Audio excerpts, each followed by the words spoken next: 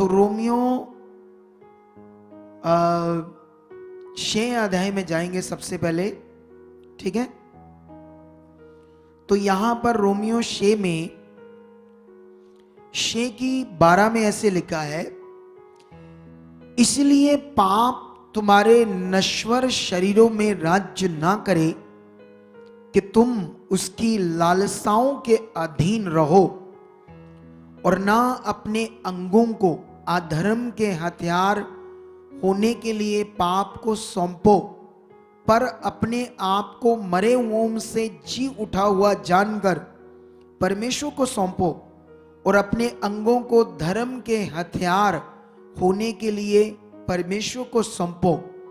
तब तुम पर पाप की प्रभुता ना होगी, क्योंकि तुम व्यवस्था के अधीन नहीं वरन अनुग्रह के अधीन हो। तो यहां पर क्या बात हो रही है? परमेश्वर हमें क्या इतना बड़ा सच्चा ज्ञान दे रहे हैं जो संसार में दुनिया को नहीं पता। इस ज्ञान के बारे में पूरी दुनिया को नहीं पता पाप क्या होता है। पूरी दुनिया को नहीं पता शैतान नाम की भी कोई चीज होती है, दुष्ट आत्माएं भी होती है। कितने डेरों में कोई दुष्ट आत्मा को नहीं मानते, कितने धर्मों में दुष्ट आत्मा को नहीं मानते। एक मैं मीटिंग कर रहा था लोगों से, मैं कुछ लोगों से मिला, उनसे पूछा शैतान होता है दुष्ट आत्मा? कहते नहीं। मैंने उन्हें प्रूफ दिखाया, होता है वीडियोस। ये नहीं कि जो दुष्ट आत्मा ऊपर आया वो उसको नहीं लोग मानते, उसको तो लोग कहते हैं ये ऐसे अपने बंदे इनके पखंड पखंड करते हैं, ऐसे बोलते हैं। मैंने उनको दिखाया कि मुझे ये बताओ, जैसे मतलब 10 साल का बच्चा है या 15 साल का, वो अपने पेट को काटेगा रोज रोज ब्लेड से? कहते नहीं। मैंने कहा देख, उसका एक पेट दिखाया लड़की का, मैंने लहू बह रहा था, शैतान काट रहा था हवा में। एक लड़की के मुंह से कांच निकलता, लाइव मैंने दिखाया, ऐसे गिर रहा था। उन्होंने देखा, चुप हो गए। फिर उन्हें समझ आई होता है, लेकिन अभी वो गुलाम है नेगेटिविटी के। अभी इतनी तो जल्दी उससे निकल नहीं पाएंगे। अगर उनके घर वाले प्रार्थना करते रहेंगे उनके लिए, तो उनके बच्चों की रूहें बच जाएगी। हालेलुया। रूह बचना बड़ा विषय है, छोटा मोटा विषय नहीं है। कुछ लोग ऐसे आते हैं, मम्मी पापा आ गया तो बच्चे नहीं आते, कहते ठीक है जी बच्चे हैं, उनका मन है जी जिधर जाना। इसका मतलब आपको समझ नहीं आया सच्चाई, इसीलिए आप ऐसे बातें कर रहे हो।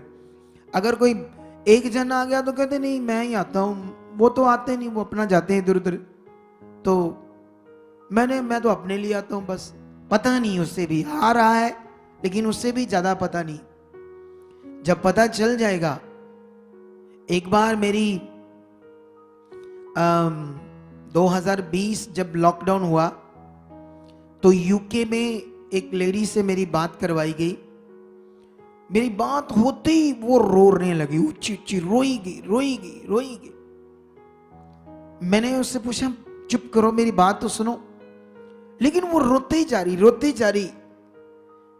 बाद में मुझे उसने कहा मैं रो इसलिए रही हूं क्योंकि मैं घर से अकेली हूं और मेरे बच्चे जो हैं वो परमेश्वर को नहीं जानते, और क्योंकि लॉकडाउन में ऐसा लग रहा था कि यीशु बस आने वाला है, तो उसने कहा उनका साल्वेशन नहीं हुआ, वो कैसे जाएंगे स्वर्ग में। रो रही थी, उनके लिए प्रार्थना करो, अभी भी वो बदल जाए, रह ना जाए, पीछे ना रह जाए, वो बचाए जाए। शायद कुछ लोगों के मन इस लेवल तक नहीं खुले अभी।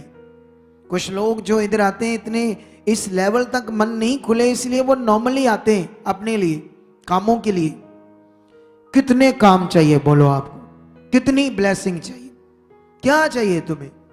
सारा कुछ हो जाएगा।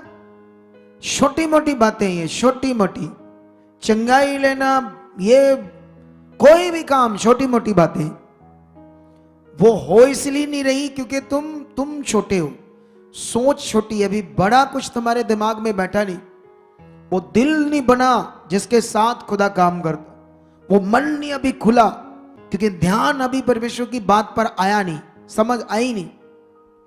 अरे वो रोने लगी ऊंची, उसे लग रहा था यीशु बस आने वाला है।